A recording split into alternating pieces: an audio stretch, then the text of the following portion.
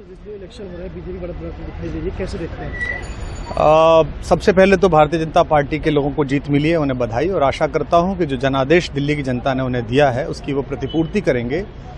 और वे सब आम आदमी पार्टी के लाखों करोड़ों कार्यकर्ता जो अन्ना आंदोलन से आए, जिनके बहुत ही निश्चल, निष्पाप और बड़े भारत की राजनीति को बदलने के सपने की हत्या एक निर्लज्ज, नीच, मित्रहंता, आत्ममुग्ध और चरित्रहीन व्यक्ति ने की, उसके प्रति तो क्या संवेदना। दिल्ली को उससे मुक्ति मिली। और मैं ये जानता हूं कि अब जो आम आदमी पार्टी में लोग बच गए थे सत्ता के लोभ में, लालच में, पदों के लिए, उस पैसे के चक्कर में, वे सब भी अब वापस जाएंगे, लौटेंगे, कुछ अपने व्यवसायों में लौटेंगे, कुछ पार्टियों में चले जाएंगे।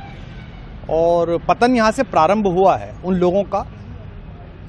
मेरे लिए कोई प्रसन्नता का और दुख का विषय नहीं है, मैं बीच में खड़ा हूँ। प्रसन्नता इस बात की है कि करोड़ों लोगों ने आशा लगाई थी, करोड़ों लोगों ने, लोग अपनी नौकरियां छोड़ के आए थे, व्यवसाय छोड़ के आए थे, दुश्मनियां ली थी लोगों ने, उन सब की हत्या एक आत्ममुग्ध आदमी ने, एक चरित्रहीन आदमी ने अपनी निजी महत्वाकांक्षाओं की पूर्ति के लिए की। उसको दंड मिला, ईश्वरीय विधान से दंड मिला। प्रसन्नता इस बात की भी है कि न्याय हुआ। आज जब कहना नहीं चाहिए, लेकिन आज टीवी पर जब जंगपुरा का निर्णय आया और सामने दिखाई दिया कि मनीष हार गया, तो सदा तटस्थ रहने वाली और राजनीति से विरत रहने वाली मेरी पत्नी जो है, उसकी आंख में आंसू आ गए, वो रोने लगी। क्योंकि उसी से उसने कहा था कि अभी तो है ताकत, और उसने कहा था भैया ताकत सदा तो नहीं रहती। तो ये अहंकार आशा करता हूँ अगले लोग नहीं करेंगे, जो बाकी दल है वो नहीं करेंगे, इससे सबक लेंगे। और दिल्ली के नागरिकों को मैं अच्छे शासन के लिए बधाई देता हूँ। अब भारतीय जनता पार्टी अपने नेतृत्व में सरकार बनाकर दिल्ली के जो दुख थे पिछले 10 वर्ष के, उन्हें दूर करे।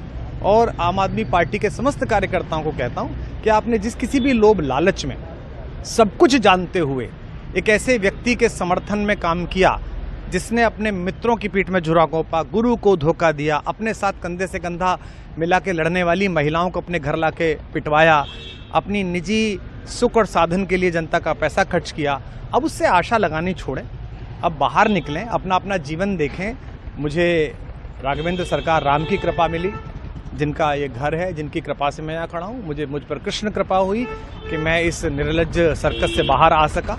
मैं उन सब से भी अच्छे भविष्य की कामना करता हूँ कि वो कोई गंदगी ना फैलाएं कहीं भी, वो लौट जाएं अपने शिविरों में।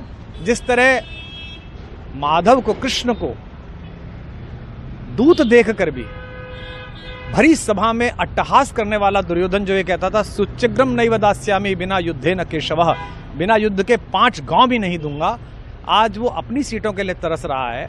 और मुझे पता है कि इस दुर्योधन का अंत भी टूटी हुई जंघा के साथ बड़ा ही दारुण होगा, और भारतीय राजनीति एक कलंकित अध्याय के रूप में इस बौने दुर्योधन को और इसके दरबार के तमाम शकुनियों को याद करेगी। मैं उनकी मुक्ति की कामना करता हूं कि ईश्वर उन्हें इस दुख से बाहर निकाले, और समस्त लोगों को बधाई देता हूं कि चलिए अंततः न्याय हुआ। सर, बात करें दिल्ली के चुनाव या यूपी के उपचुनाव मिल्कीपुर को लेकर, चुनाव आयोग पर तमाम तरह के आरोप लगाए जा रहे हैं। अखिलेश यादव ने कल कहा कि वहाँ उपचुनाव में मिल्कीपुर, ये राजनीतिक विषय है, इस पर मैं राजनीतिक कार्यकर्ता नहीं हूँ, तो इस पर मेरी टिप्पणी शोभनीय नहीं है, वो आपस में सब जाने। लेकिन दिल्ली के चुनावों को लेकर एक मिश्रित प्रतिक्रिया है। दुख है कि अन्ना आंदोलन से एक ऊर्जा जो पैदा हुई थी, जिससे देश में एक सकारात्मक बदलाव हो सकता था, एक वैकल्पिक राजनीति हो सकती थी, उसकी हत्या एक अहंकारी आदमी ने, एक आत्ममुग्ध और असुरक्षित आदमी ने कर दी। मैं आशा करता हूं कभी ना कभी भारत में ऐसा सूर्योदय किसी न किसी दल में अवश्य होगा, जो भारत को जहां पहुंचना है वहां पहुंचाने का मार्ग प्रशस्त करेगा। बहुत धन्यवाद।